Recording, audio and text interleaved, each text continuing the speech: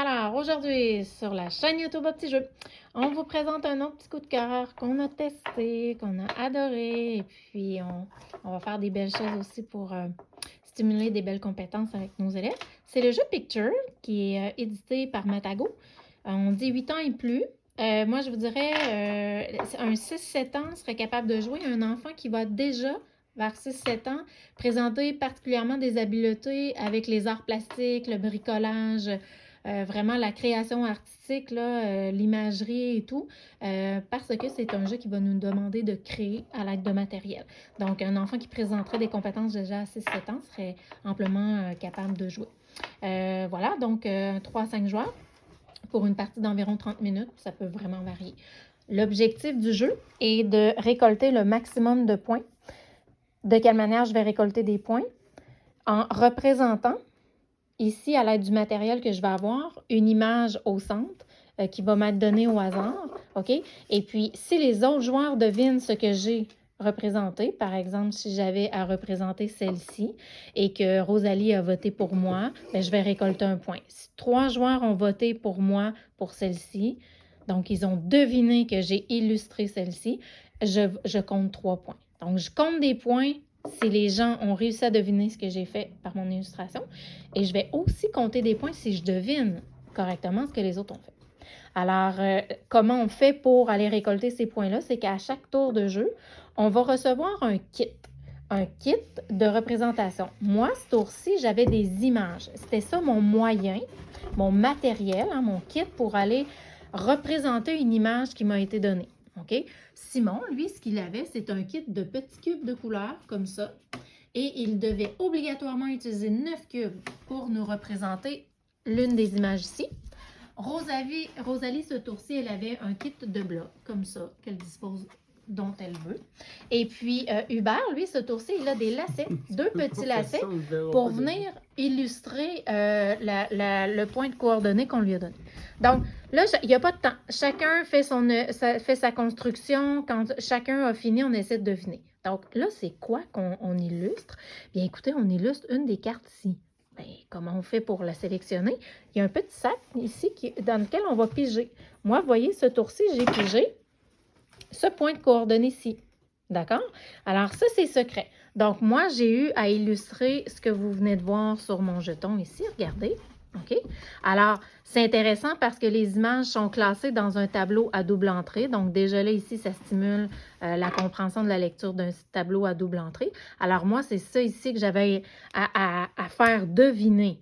Donc, c'est sûr que quand on est avec les blocs, comme ça ici, avec les lacets, il y a aussi un kit de matériel, c'est les cailloux avec des petits bâtons qui ne sont pas utilisés ce tour-ci. Bien, on va plutôt, avec ce type de matériel-là, essayer de représenter vraiment, par exemple, le corps de l'abeille avec ses ailes à l'aide du matériel.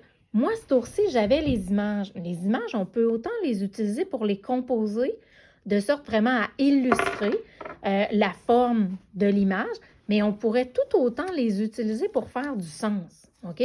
Donc, si je veux représenter l'abeille, par exemple, bien, je pourrais sortir une fleur, je pourrais sortir un truc qui fait du vent ou qui vole.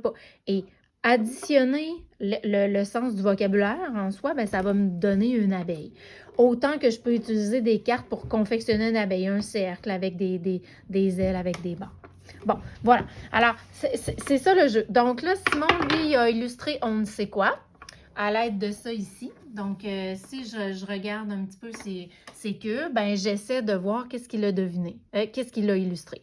Et là, je vais voter. Je vais dire, bon, OK, Simon, je crois qu'il l'a illustré. Supposons que je pense que c'est cette carte-ci. Ben, je vais écrire C3. Ici, à Simon, c'est 3. Chacun va voter comme ça. Puis, quand tout le monde a fini de voter, eh bien là, on va vraiment dévoiler les réponses et on va récolter des points, comme je l'ai dit tout à l'heure. Donc, on va, garde, Rosalie, vas-y ma belle, tout le monde a terminé d'illustrer, on va faire toi juste pour montrer aux gens. Alors, Rosalie, qu'est-ce que tu avais, attends, non, j'ai pas, OK, je vais faire mon vote. Donc, moi, je pense que Rosalie, ce qu'elle a illustré, OK, c'est bon, je vais faire juste Rosalie pour les besoins, pour les gens. OK, c'est bon. Les garçons, est-ce que vous aviez fait votre vote? Non, Non, pas pas encore. encore. OK, bon, mais regardez. Chacun va Maman? faire son vote. Maman? Et supposons que Rosalie aurait illustré Détroit. Bien là, si on est deux à avoir voté pour Détroit, bien, elle va récolter 2 points. Puis nous, puisqu'on l'a eu, moi, si je l'ai eu, je vais récolter 1 point. C'est comme ça qu'on va accueillir des points. Après ça, Rosalie va donner ses blocs ici. Moi, je vais prendre les lacets. Je vais donner mes cartes à Simon et on fait circuler comme ça le matériel pour représenter. Voilà. C'est un jeu qui stimule l'imagerie mentale d'abord, parce qu'on va devoir se représenter mentalement dans notre tête, on va devoir imaginer avant de construire. Alors, on appelle ça l'imagerie mentale. Essayer de faire revenir des images qu'on a déjà vues pour en composer des nouvelles, pour construire, pour conceptualiser des nouvelles choses visuellement. En logique mathématique, on va avoir la lecture du tableau à double entrée. Hein, donc, on peut apprendre à lire un tableau à double entrée. Il y a aussi tout le raisonnement 2 dimensions, 3 dimensions avec les constructions à faire.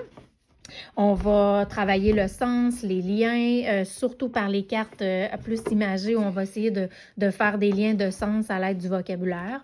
On a toute la portion vocabulaire aussi. On peut même aider les plus jeunes à... Bon, qu'est-ce qu'on pourrait dire sur cette carte-là? Oui, il y a un abeille, mais il y a autre chose, tu sais. Donc, voilà, on va travailler la flexibilité, hein, parce que je vous le dis, c'est un petit peu enrageant. Parfois, on est contraint avec un matériel. Tout à l'heure, Hubert, ça l'embêtait. Non, j'aurais besoin d'un bâton.